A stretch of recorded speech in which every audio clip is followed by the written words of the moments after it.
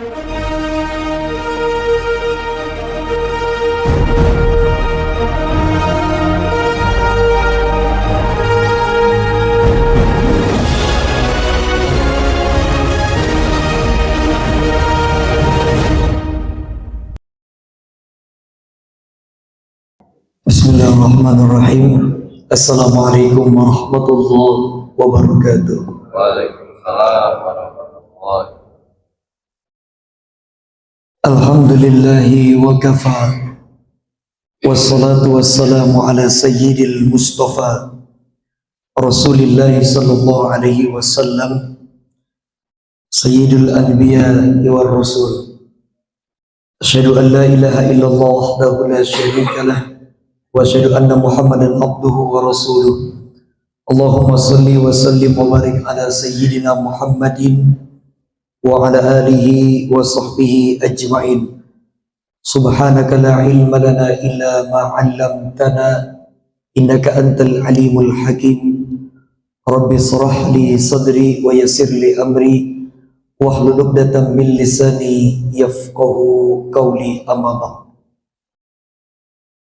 Sadatul kiram yang sama-sama kita muliakan dan kita ta'zimi, para asatidzah, para tuan guru, bapak-bapak dan ibu-ibu jamaah salat subuh Masjid Jami An-Nur yang dirahmati oleh Allah Subhanahu wa taala.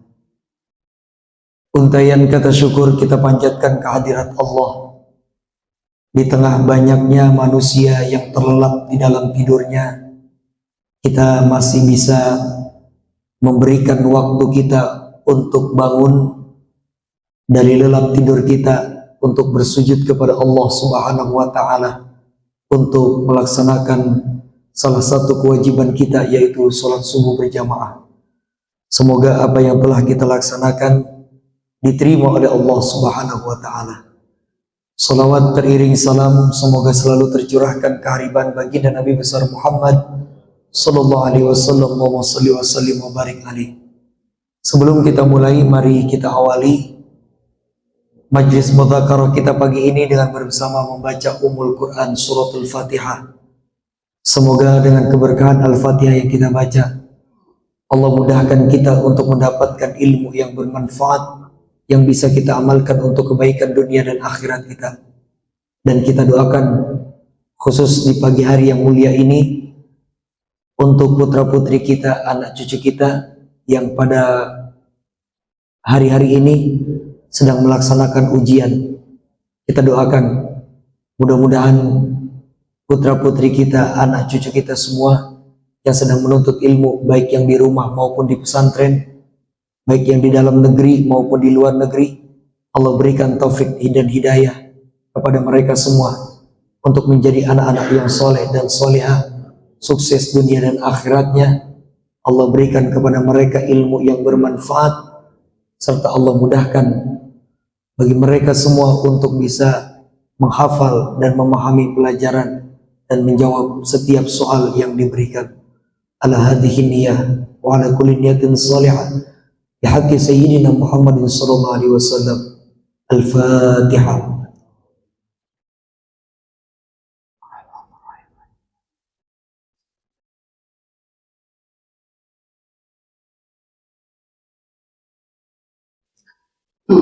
Amin ya rabbal alamin.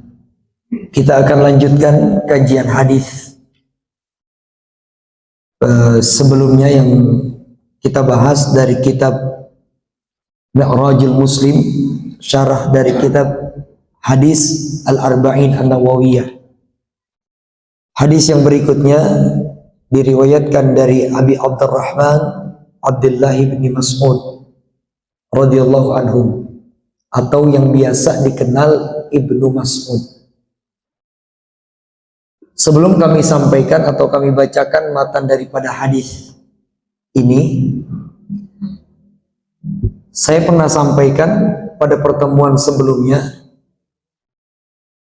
di dalam bahasa Arab para ulama membagi menjadi dua. Ada nama samaran atau nama panggilan. Jadi nama panggilan itu ada dua. Satu, kunyah. Sebagian ulama mengatakan kunyah ini nama samaran atau nama panggilan, tapi untuk hal-hal positif, nama-nama baik. Contoh, Rasulullah Shallallahu Alaihi Wasallam memberikan nama panggilan untuk istri beliau yang bernama Siti Aisyah. Nama panggilannya Humairah. Nama panggilan Humairah yang berarti yang kemerah-merahan. Nah, dalam riwayat dikatakan beliau memiliki kulit yang amat sangat putih. Maka ketika terkena pancaran sinar matahari, memerah warna kulitnya. Maka dipanggil Humairah. Tapi ada yang mengatakan bukan itu alasannya. Kenapa diberikan nama Humairah?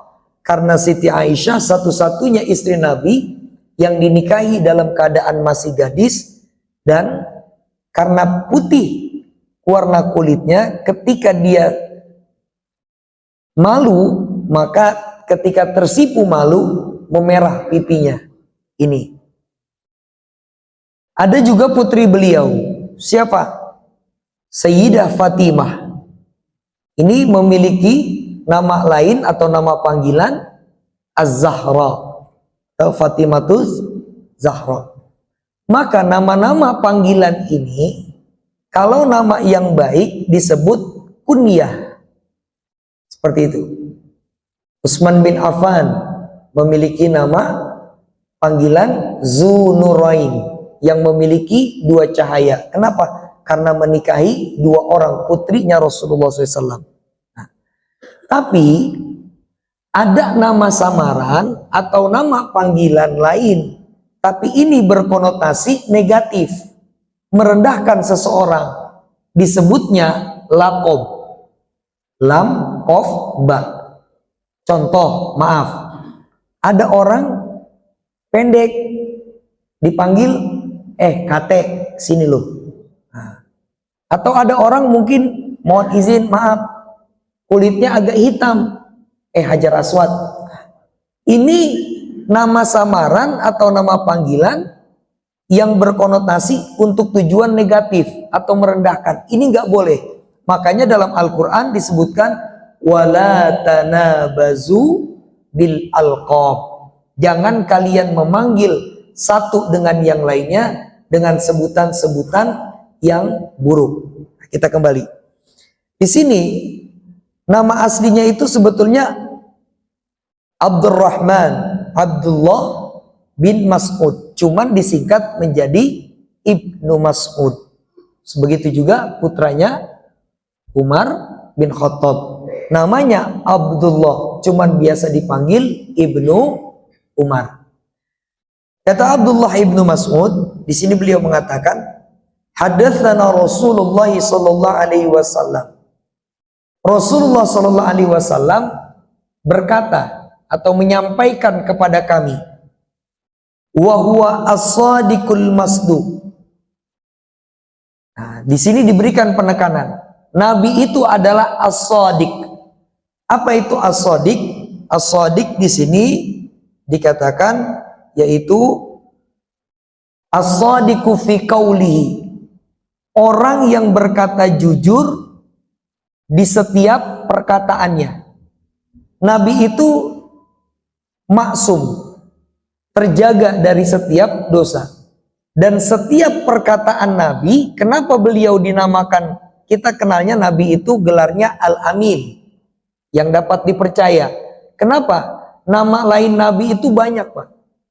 Ada Yasin, Toha, banyak. Nah, salah satunya beliau bergelar As-Sadiq. Apa itu As-Sadiq? As-Sadiq itu artinya orang yang jujur dalam ucapan.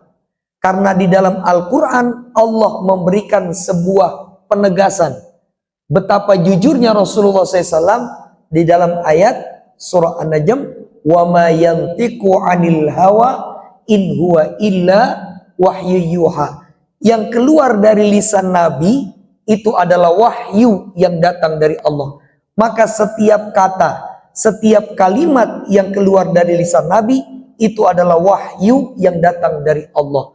Makanya Nabi ketika berbicara tidak pernah berbohong. Beda dengan kita. Karena bukan wahyu, maka setiap ucapan kita sedikit bohong. Dan para ulama mengatakan, makanya Nabi mengatakan apa? Iyyakum wal kadhiba. Jauhi oleh kalian berbohong. Kenapa? Karena berbohong itu akan menunjukkan kalian kepada apa? Kepada neraka. Kenapa demikian?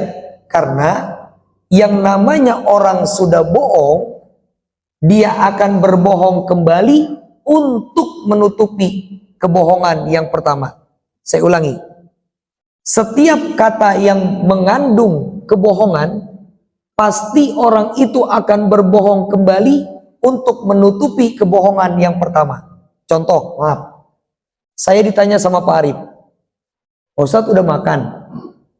Saya ini belum makan. Cuman saya bohong sama Pak Arif. Udah Pak Arif. Padahal saya belum makan. Pak Arif nanya lagi. Oh, Pak Ustadz udah makan. Makan apa Pak Ustadz?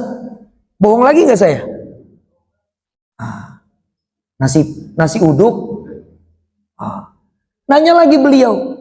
Beli nasi uduk di mana Pak Ustadz? Bohong lagi nggak?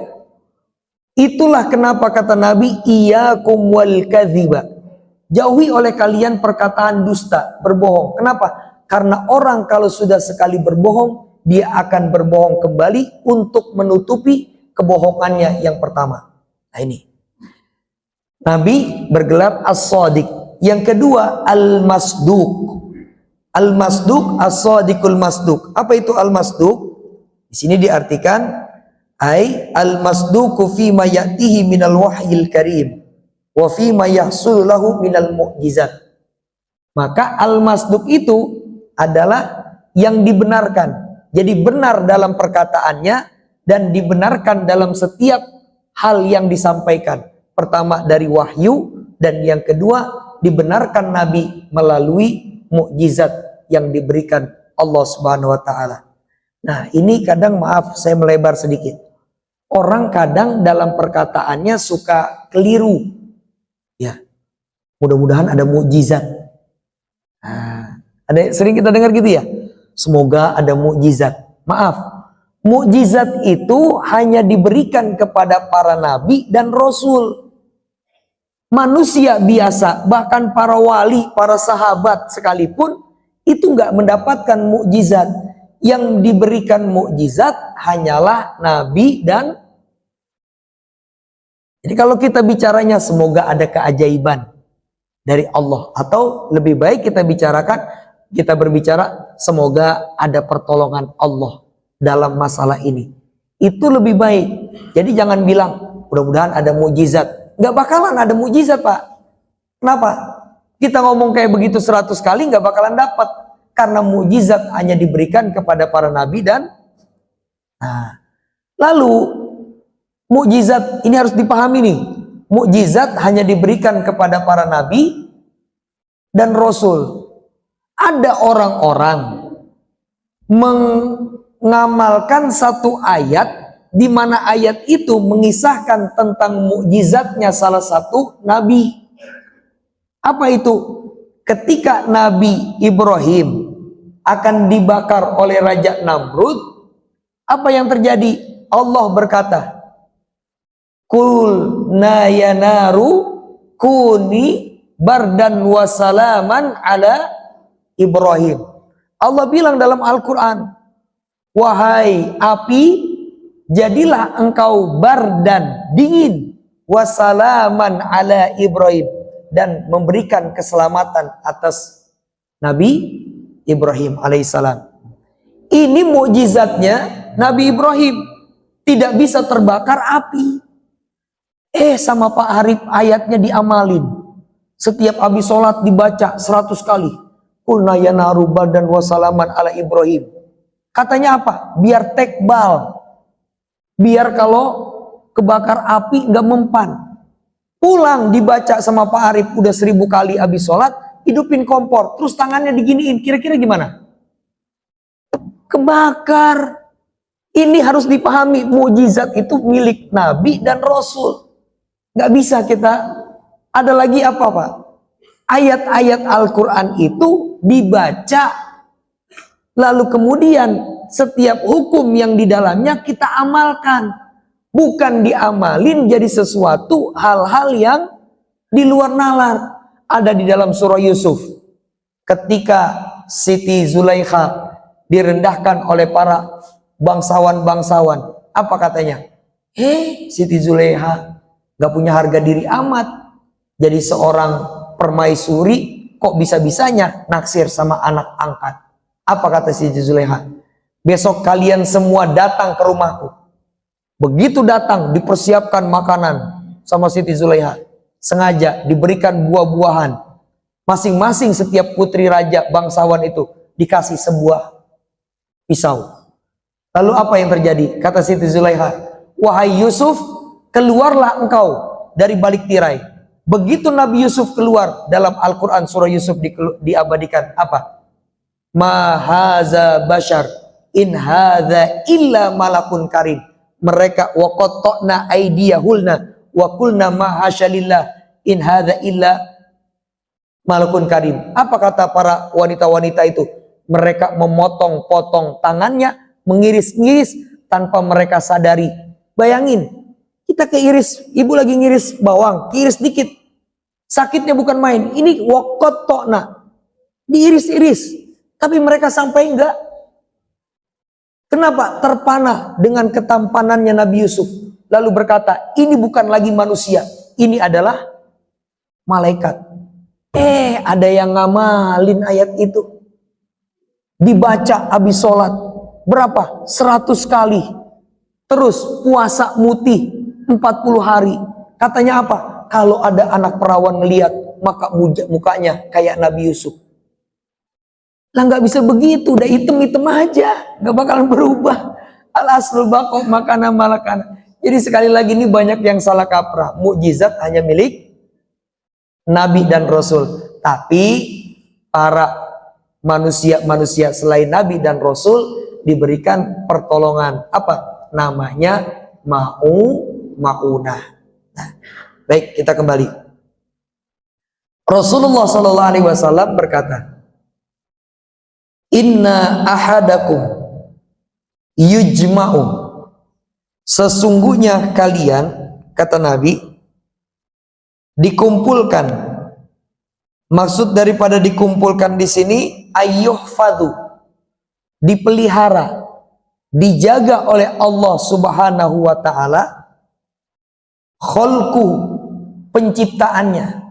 Jadi penciptaan manusia mulai dari nol itu dijaga oleh Allah Subhanahu wa taala.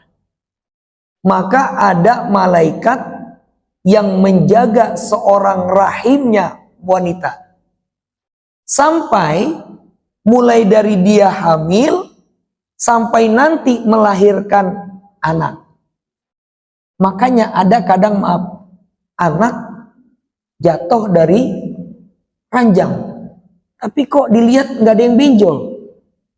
Itu ada malaikat rahmat yang masih menjaganya.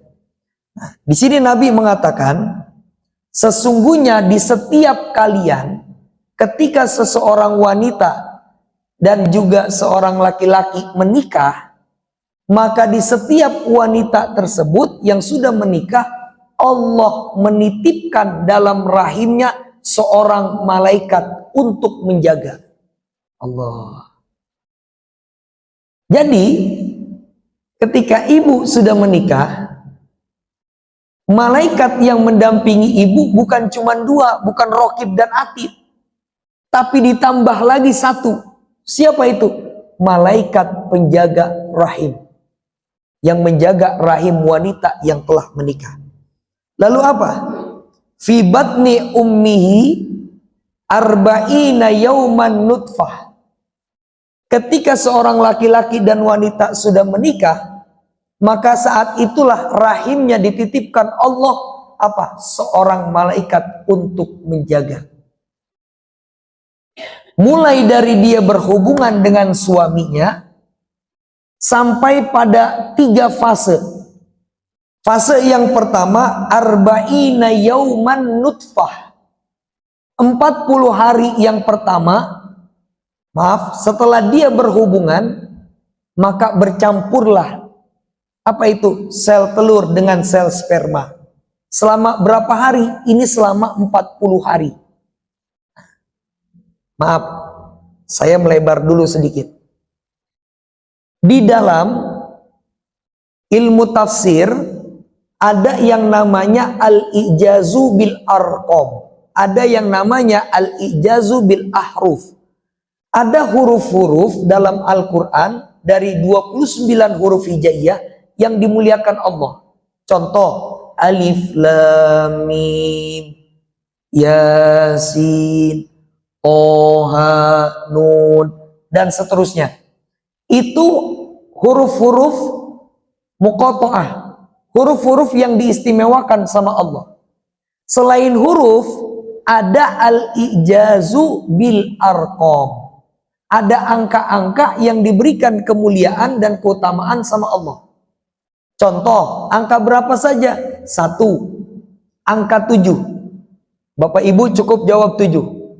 Dalam 1 minggu ada berapa hari? Surah Al-Fatihah berapa ayat? Langit terdiri berapa lapis? Kita tawaf berapa putaran? Kita sa'i dan banyak lagi yang lainnya. 7777 ini, maka para ulama sepakat di antara angka yang dimuliakan Allah yang pertama yaitu angka 7. Dalil agama ada 4. Al-Quran, hadis, ijma ulama, dan yang keempat kias. Maka para ulama di Nusantara mengkiaskan angka 7 yang mulia ini, dikiaskan dalam hal apa? 1, ketika di antara kita ada yang meninggal dunia, maka itu didoakan sampai malam ke-7. Jadi bukan mengikuti tradisi orang Hindu, enggak. Kedua, kalau ibu-ibu dalam keadaan hamil, maka diadakan doa kehamilan di usia kandungan ke, orang kita nyebutnya nuju, sampai akikah seorang putra di dalam hadis pada umur usia keberapa? 7 hari dari kelahiran. Nah ini, selain angka 7, ada angka lain yang dimuliakan Allah. Angka berapa? Angka 40. 1, Rasulullah Shallallahu Alaihi Wasallam, Nabi Muhammad diangkat menjadi Nabi dan Rasul di usia 40 tahun.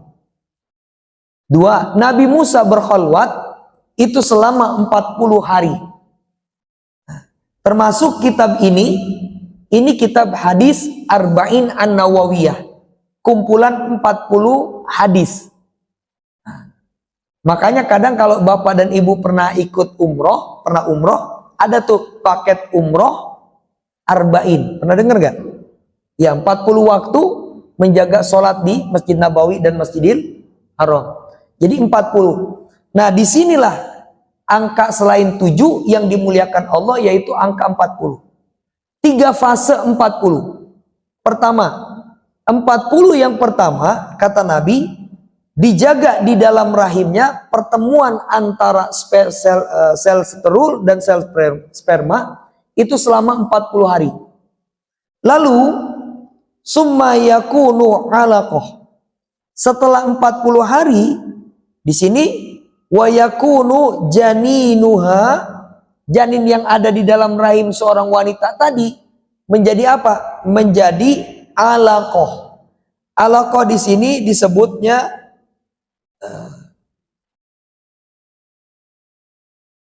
ini. Alaqah qit'atul lahmi qadra ma yudau final fami. Jadi alaqah itu diartikan sesuatu Daman jamidan yata'allaqu bijidarir rahimi. Darah yang menggumpal. Maaf, saya ulangi. 40 yang pertama bercampur sel telur dengan sel sperma. Setelah 40 yang pertama masuk ke 40 hari yang kedua, maka ini sel sperma dan sel telur yang sudah bertemu menjadi alaqah. Alaqah itu apa? Daman jamidan, darah yang mengental, yata'allaqu bijidarir rahim, yang menempel di dinding rahim. Setelah itu apa yang terjadi? Masuk fase 40 hari yang ketiga. 40 hari yang ketiga, apa yang terjadi? Di sini berubah yang tadi menjadi segumpal darah menjadi qit'atul lahmin qadra ma yudau minal fami. Berubah menjadi segumpal daging. Di sini para ulama mengatakan mudghah. Mudghah itu daging yang seukuran kalau kita makan. Berarti kurang lebih segini, Bu. Berarti rahim itu nggak gede.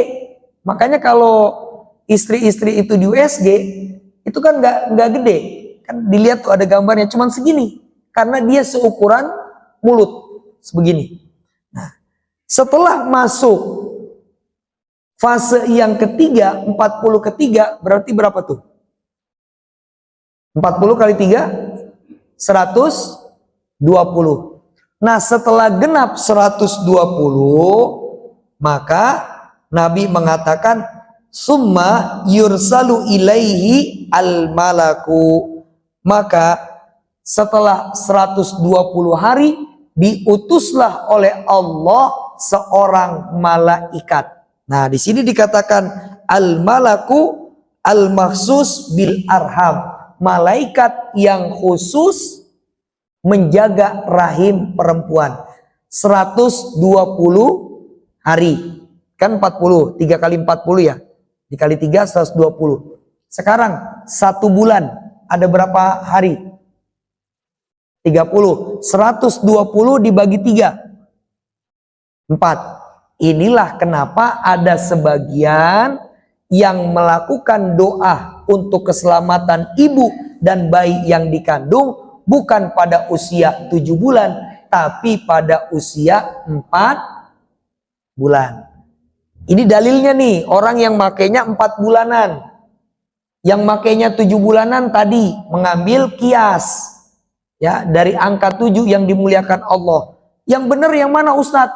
Dua-duanya benar. Tujuannya baik, mendoakan sang ibu dan juga janin yang ada di, jangankan 4 bulan 7 bulan, tiap bulan kita adakan doa bersama juga nggak masalah. Untuk apa? Menjaga keselamatan baik ibu dan janin yang ada di kandungan. Lalu apa yang terjadi? Setelah 120 hari, malaikat diutus Allah kepada rahim sang wanita tadi yang hamil. Fayanfuhu fihi, maka ditiupkanlah kepada janin itu apa? Ar-ruh. Jadi janin ini belum ada ruhnya selama belum genap 120 hari. Atau selama belum genap 4 bulan, itu janin belum ada ruh, belum ada kehidupan. Tapi setelah 4 bulan atau 120 hari, Allah utus malaikat khusus, maka ditiupkan ruhnya atas izin Allah. Maka begitu sudah ada ruhnya, mulai tuntar tuh. Setelah 4 bulan, ibu-ibu yang pernah hamil bergerak-gerak. Kenapa? Karena udah ada ruh. Nah, udah jadi manusia di sini. Nah, lalu apa yang terjadi? Wa yu'maru bi arba'i kalimatin. Malaikat tadi yang diutus Allah diperintahkan untuk apa? Menulis 4 hal. Yang pertama, an rizkihi. Malaikat, tulis rizkinya. Anggap ini makanan, nasi kotak. Ya, Pak Arif udah bilang begini, Ustadz, tenang, pokoknya ntar udah ada nasi kotak buat Ustadz, udah dipisahin khusus. Saya tanya, saya merasa cemas gak? Kehabisan nasi kotak. Ya Allah, mudahin jamaah buat dapat ilmu yang manfaat ya Allah. Anggap ini nasi uduk. Ya. Ya, nasi uduk nih. Pak Arif bikin nasi uduk 50. Ini kan yang datang lebih dari 50 nih. Wah, saya kebagian gak ya Pak Arif? Kata Pak Arif, Ustadz tenang aja. Buat Ustadz udah saya siapin 1. Udah saya pisahin. Saya tanya, saya merasa risau gak? Resah gak? Takut kehabisan gak? Kenapa? Rizki kita sama Allah udah ditentuin. 4 bulan kita ada di rahim ibu kita. Kenapa mesti galau? Kenapa mesti risau? Tugas kita cuma 2. Apa? Ikhtiar dan doa. Allah nggak akan wafatkan seseorang hamba sebelum rizkinya sudah diberikan seluruhnya. Maka kalau masih ada rizki yang masih ada, itu buat jatah kita yang udah ditetapkan kapan? Di usia 4 bulan kita di kandungan ibu, maka nggak akan diwafatkan kita. Jadi akan terus dikasih, jadi ngapain kita risau? Kenapa? Tugas kita hanya ikhtiar dan doa. Jangankan buat kita, hewan melata saja, wa ma min dabbatin illa 'alallahi rizquha. Udah Allah tanggung. Kan nggak masuk akal loh. Makanya ada lagu tauhid, ada lagu yang itu isinya tentang ketauhidan. Cicak-cicak di dinding, diam-diam merayap. Datang seekor nyamuk, hap, bayangin cicak bisa terbang nggak? Makanannya nyamuk. Jangankan cicak, kita aja kalau di nyamuk, plek, nggak kena, plek. Benar nggak? Tapi Allah buat apa? Datang seekor nyamuk. Bukannya cicak yang nyamperin, tapi nyamuk yang nyamperin. Allah udah kasih rizki sama kita. Nah, sekarang kita melebar sedikit. Ada 2 penghalang minimal yang menghalangi rizki kita. Allah akan kasih, tapi apa? Itu rizki terhalang. Pertama apa? Nabi mengatakan, innar rojula layumna'u an rizkihi lizan bin yusibahu. Allah akan tahan rizkinya seseorang karena sebab apa? Adanya dosa di dalam dirinya.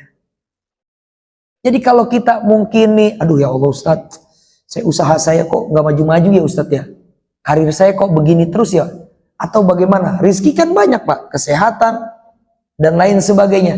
Maka coba lihat, barangkali ada dosa-dosa yang belum terhapuskan di dalam diri kita. Karena sebab apa? Mungkin kita masih jarang beristighfar, bertaubat kepada Allah. Makanya setiap Nabi sampai berpesan kepada sahabatnya, apa kata Rasulullah? La tada'anna khalfa kulli sholatin. Jangan pernah kau tinggalkan sehabis engkau sholat. Apa? Antastaghfirullahal azima thalathan. Kau beristighfar 3 kali. Buat apa? Menghapuskan dosa. Supaya kalau dosa kita sudah terampuni, rizki kita lancar lagi, nggak mampet. Yang kedua, Ustadz saya istighfar terus Ustadz, tiap saat, bahkan itu zikiran yang wajib buat saya. Mungkin barangkali terhambatnya rizki kita dari Allah turun kepada kita karena 2. Yang kedua ini bisa jadi penyebabnya. Apa itu? Kita lupa mendoakan orang tua. Allah. Di dalam kitab Mukhtarul Ahadits An-Nabawiyah, hadis riwayat Imam Ad-Dailami, Nabi mengatakan, "Idza tarakal abdu ad-du'a liwalidayhi," apabila seorang anak meninggalkan atau melupakan untuk berdoa untuk orang tuanya, baik yang masih hidup ataupun yang telah wafat, maka Nabi mengatakan, faqad in qata'a rizqu. Allah putus rizkinya. Ya Allah. Makanya yuk sekali lagi kita perbaiki nih. Rizki kita ini udah ditetapin sama Allah. Dari apa? Gak usah galau, gak usah risau. Udah ditetapin sama Allah. Nah, sebelum wafat diberikan semua rizki kita. Maka Kalau masih ada yang terhambat, barangkali karena dua. Entah banyaknya dosa dalam diri kita, kealfaan yang kita lakukan, yang kita tidak bersegera bertaubat kepada Allah, atau barangkali lisan ini lupa untuk mendoakan ayah dan ibu kita. Yang kedua, ditentukan tentang apa? Wa ajalihi, tentang ajalnya. Ajal di sini dimaksudkan yaitu miqdaru muddati hayatihi fid dunya. Waktu hidupnya di dunia berapa lama? Nah, ada yang bertanya ke saya, Ustadz, ajal kita, kematian kita kan ditentukan sama Allah. Misalkan si fulan meninggal usia 70 tahun. Nah, tapi ada doa, ya Allah, panjangkanlah umurku. Lah katanya takdir kita kematiannya udah ditentukan. Nah, para ulama mengatakan ada dua. Ada yang mengatakan bahwasanya meskipun kematian itu sudah ditetapkan, bisa dirubah dengan doa. Jadi yang tadinya umurnya 70 bisa jadi nambah tuh, jadi 75. Tapi ada pendapat yang kedua. Pendapat yang kedua bukan angkanya yang bertambah. Dia ditetapkan Allah di dalam rahim ibunya ketika usia 4 bulan, umurnya sampai 70 tahun, nggak nambah, nggak jadi 75, tetap 70 tahun. Kata pendapat yang kedua, tetapi 70 tahunnya itu berkualitas. Maksudnya apa? Dipakai untuk hal-hal positif, kebaikan dan ibadah. Sehingga apa? Ketika dia meninggal dunia, gajah mati meninggalkan gading, harimau mati meninggalkan belang, manusia mati meninggalkan nama. Meskipun dia telah tiada, dia masih terkenang di sebagian masyarakatnya. Kenapa? Karena orang baik. Ya Allah, almarhum ya. Pokoknya aneh kalau udah musim haji, lagi sembelih, aneh ingatnya almarhum terus. Kenapa? Biasanya almarhum tuh yang suka motong sapi, bawa golok 2 deh kiri kanan. Masya Allah. Orangnya ajir bener. Apa? Suka senyum. Meninggal tapi kebaikannya terus dibicarakan. Nah, ini pendapat yang kedua. Jadi ada yang mengatakan umurnya bertambah, tapi ada yang mengatakan umurnya nggak bertambah, tapi umur yang diberikan Allah itu dipakai untuk hal berkualitas, baik dalam kebaikan maupun ibadah. Yang ketiga, wa amalihi sakiyun am sa'idun, yaitu bagaimana kehidupannya. Apakah dia bahagia ataukah tidak, sengsara. Dan yang keempat yaitu apa? Yaitu tentang jenis kelaminnya. Maka jenis kelamin anak itu ditentukan di usia kandungan berapa, Bu? 4 bulan. Itulah kenapa dalil ini dipakai oleh sebagian orang, makanya nggak 7 bulanan. Kenapa 4 bulanan? Kenapa? Karena pengen menguatkan doa. Maka kalau kita pengen punya anak laki atau perempuan, banyakin doanya mulai dari kita berhubungan sampai usia 4 bulan. Karena kalau udah 4 bulan, udah ditentuin tuh dia laki ataupun perempuan. Dan dalam Al-Quran surah Asy-Syu'ara ayat 49 sampai 50. Apa? Yahabu liman yasha'u inatha. Allah memberikan kepada pasangan suami istri punya anak, ada yang anaknya perempuan semua. Ada di sini yang begitu. Wa yahabu liman yasha'u dzukura. Ada pula yang kata Allah dalam surah Asy-Syu'ara dikasih anak, anaknya laki semua.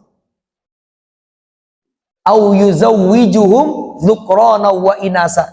Tapi ada juga yang dikasih Allah apa? Sepasang. Ada yang laki, ada yang perempuan. Jadi maaf, masalah jenis kelamin itu nggak ada urusannya sama makanan. Ada yang bilang mau punya anak perempuan, banyakin makan sayur. Tiap hari suaminya dikasih sayur. Sampai hijau mukanya, makan sayur bayam mulu. Ada yang bilang, wah ini kita anaknya udah 2 nih perempuan, pengen laki. tiap hari dikasih daging biar punya anak laki, ya, sampai kolesterol, nggak ngaruh. Sampai maaf ada yang bilang, oh itu mah bukan perkara makanan, itu perkara bagaimana posisi. Kalau miring kiri anaknya laki, miring kanan anaknya perempuan, nggak ngaruh. Allah yang menentukan, Pak. Makanya maaf, sekarang meskipun teknologi sudah maju sampai 3 dimensi, ya, di USG 3D, anaknya laki, begitu lahir, atau sebaliknya. Kenapa? Itu ditentukan mutlak kekuasaannya Allah. Nah, jadi sekarang kita kembali. Di dalam rahim seorang ibu, di usia kandungan 4 bulan, ditentukan yang pertama rizkinya. Yang kedua ditentukan ajalnya. Berapa lama dia hidup di dunia. Yang ketiga bagaimana kehidupannya di dunia. Dia bahagia atau sengsara. Dan yang keempat yaitu kelaminnya. Ini bagian daripada takdir manusia. Nah, takdir udah ditentukan sama Allah di usia 4 bulan. Lah kalau begitu Ustadz, kita udah ditakdirin kayak begini, kita nggak bakalan bisa berbuat apa-apa dong. Nggak. Takdir itu dibagi menjadi 2. Ada takdir yang bisa dirubah, ada takdir yang nggak bisa dirubah. Contoh, takdir yang nggak bisa dirubah dari 4 hal tadi, apa? Jenis kelamin. Saya ditakdirkan lahir laki-laki, nggak bisa dirubah menjadi perempuan. Mau orang tua saya puasa setahun penuh, nggak bakalan bisa berubah. Mau saya doa sampai 100 hari, nggak bakalan bisa berubah. Makanya takdir-takdir yang nggak bisa dirubah, maka haram untuk dirubah. Contoh apa? Orang lahir laki, dipotong alat kelaminnya, berubah jadi perempuan. Nggak boleh itu. Begitu. Jadi nggak boleh. Ini takdir nggak bisa dirubah. Atau juga takdir terkait masalah apa tadi? Kematian. Tapi ada takdir yang bisa dirubah. Tapi apa? Terkait masalah kehidupannya. Dia bahagia atau tidak. Contohnya bagaimana? Dia ketika ditakdirkan ditakdirkan dia terlahir dari ayahnya seorang petani. Tapi apa yang terjadi? Dia giat bekerja. Dia giat belajar. Jadi presiden. Siapa? Presiden Soeharto. Itu kan ayahnya petani. Nah, coba baca sejarahnya. Maksudnya apa? Jadi ini bisa dirubah. Orang berapa banyak, Pak? Mungkin yang diantara yang hadir di sini pun mungkin ada. Bukan dari latar belakang keluarga orang-orang kaya. Tapi kenapa? Saya Ustadz dulu waktu nikah belum punya apa-apa. Masih ngontrak. Tapi apa? Suaminya giat bekerja. Istrinya giat mendoakan. Akhirnya apa? Sekarang sukses. Alhamdulillah Ustadz, saya punya rumah 3. Punya mobil banyak. Maka ini bagian dari takdir yang bisa dirubah. Apa itu? Yaitu terkait masalah rizki. Kalau kitanya nggak belajar, nggak mungkin kita akan bisa jadi orang pintar. Itu bisa diraih dengan apa? Dengan usaha. Maka yang bisa merubah takdir yang bisa dirubah dengan apa? 2. 1. Innallaha disebutkan dalam Al-Quran, la yughayyiru ma biqaumin hatta yughayyiru ma bi anfusihim. Allah tidak akan merubah keadaan seseorang kalau orangnya itu nggak mau berubah. Ya Allah pengen jadi kaya, nah di rumah dari pagi sampai sore tidur aja, berubah nggak jadi kaya. Nah, nggak bakalan. Maka apa? Harus ikhtiar dulu bekerja. Yang kedua, dengan jalan apa? Nabi mengatakan la yaruddul qadha illa biddu'a. Tidak akan berubah takdir yang sudah ditetapkan Allah, yang dituliskan ketika kita berada 4 bulan di rahim ibu kita, kecuali yang kedua dengan kekuatan apa? Doa. Mungkin di takdir kita ya apa? Nanti ini orang bawa mobil tabrakan. Tapi sebelum dia keluar rumah, dia baca doa. Bismillahirrahmanirrahim. la haula wala quwata illa billah. Itu takdir yang buruk dirubah jadi jadi baik. Makanya kita hanya bisa merubah takdir dengan apa? Dengan dua. Pertama, dengan kekuatan doa. Yang kedua, dengan apa? Dengan ikhtiar. Nah, Bapak dan Ibu hadirin jamaah sekalian yang dirahmati oleh Allah Subhanahu wa taala. Saya lanjutkan penutup hadis ini. Fa wallahi alladzi la ilaha ghairu. Demi Allah kata Nabi, inna ahadakum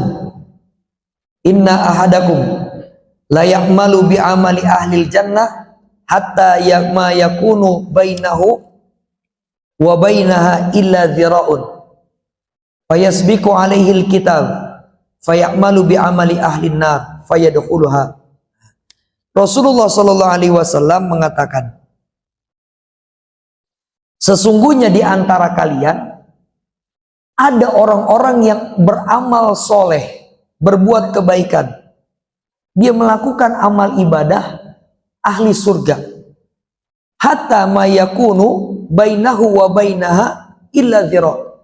Kalau kita lihat nih orang soleh banget, ibadah mulu.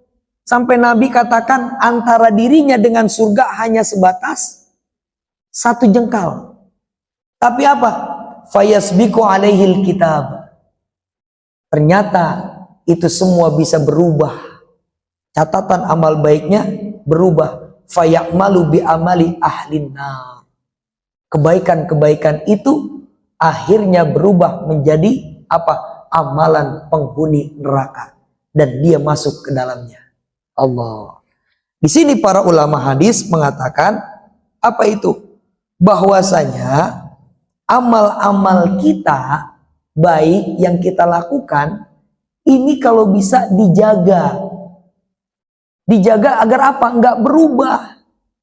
Berapa banyak kata Nabi orang beramal amalan surga, ahli surga, dia berbuat sebuah amalan penghuni surga, sampai-sampai kalau kita lihat ini orang mau udah ahli surga dah. Tapi apa kata Nabi? Tapi karena salah niatnya, maka amalan yang dia kerjakan itu menjadikan amalan ahli neraka. Dan dia masuk ke dalamnya. Maka jaga niat, Pak. Saya pernah sampaikan di sini.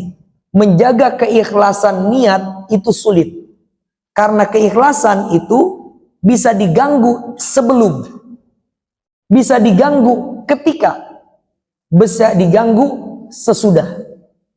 Sebelum. Contoh yang gampang. Kemarin Idul Adha. Kata Pak Arif, Bapak Ibu, kami Masjid An-Nur menerima amanah hewan kurban. Bila mana Bapak Ibu ingin menitipkan hewan kurban ke Masjid An-Nur, dipersilakan menghubungi panitia. Dijaga nih keikhlasannya. Apa? Sebelumnya. Kan kemarin udah kurban. Masa tahun ini kurban lagi? Nah, ketika nih dia nggak ada pikiran seperti itu, dia ikhlas. Alhamdulillah, masuk Idul Adha, saya mau kurban kurban dia sapi.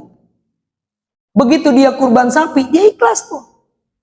Begitu lagi pas mau dipotong, ternyata apa? Sapinya paling gede di antara sapi yang lain. Masya Allah Pak Haji, sapinya paling gede, gede banget ini. Berapa ton ini? Timbul ria. Bener gak? Yang tadinya ikhlas keganggu. Atau barangkali ketika dipotong itu enggak. Tapi apa? Sesudahnya. Masya Allah Pak Haji, itu kemarin sapinya bagus banget, dagingnya merah, beda sama yang lain. Padahal udah sesudahnya. Maka hati-hati kata Nabi. Amalan-amalan buruk, amalan-amalan baik yang kita lakukan itu bisa menjadikan amalan-amalan ahli neraka. Sekarang berapa banyak orang-orang berbuat kebaikan tapi tujuannya bukan lagi Allah, tujuannya konten. Bener gak?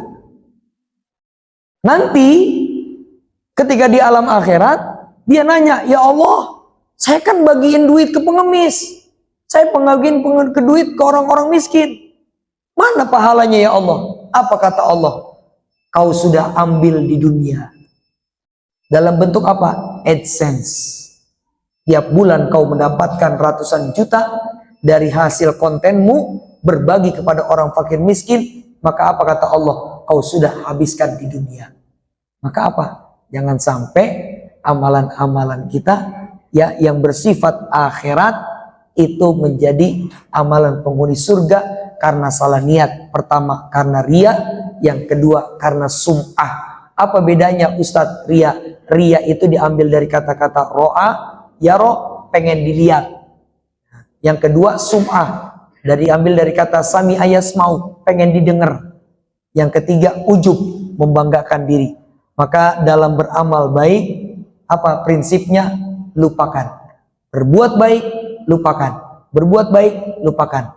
Dan sebaliknya, berapa banyak kata Nabi, orang-orang yang beramal ahli neraka, tapi bahkan sampai dikatakan hanya sejengkal dengan neraka, namun tiba-tiba dia menjadi ahli surga dan masuk ke dalam surganya Allah. Maksudnya apa? Maksudnya orang baik bisa jadi di akhir ditutup dalam keadaan su'ul. Sebaliknya, orang-orang yang kita pandang sebelah mata, jangan pernah memandang sebelah mata. Bisa jadi dia ahli maksiat hari ini, di penghujung hayatnya dia meninggal dalam keadaan husnul. Makanya ada istilah lebih baik mantan preman daripada mantan orang baik gitu ya. Jadi sekali lagi kita dalam beramal lupakan. Sebelum kami tutup sedikit mengulas ya sebelum kita melaksanakan sholat syuruk bersama. Satu, yang menjadi penghalang rizki ada dua. Ingat-ingat, rizki yang Allah akan berikan kepada kita terhalang dan terhambat karena dua. Satu, apa? Karena maksiat, dosa yang kita lakukan. Yang kedua, karena doa untuk orang tua yang kita lupakan. Yang kedua, terakhir sebagai penutup, apa? Yang bisa merubah takdir kita manusia di dunia ini, yaitu dengan dua jalan. Pertama dengan kekuatan doa, dan yang kedua ikhtiar. Ingat, dua, doa dan makanya nggak bisa kalau ikhtiar doang. Usaha doang tanpa doa sombong. Doa doang tanpa ikhtiar omong kosong. Maka ini dua yang bisa merubah takdir kita manusia. Semoga yang kami sampaikan pagi ini menjadi ilmu yang bermanfaat. Mari sama-sama kita akhiri majlis mudzakarah kita pagi ini dengan bersama membaca doa kafaratul majlis. Subhanakallahumma bihamdika asyhadu an la ilaha illa anta astaghfiruka wa atubu ilaik. Terima kasih atas segala perhatian. Mohon maaf atas segala kehilafan. Hadanallahu wa iyyakum ajmain. Assalamualaikum warahmatullahi wabarakatuh.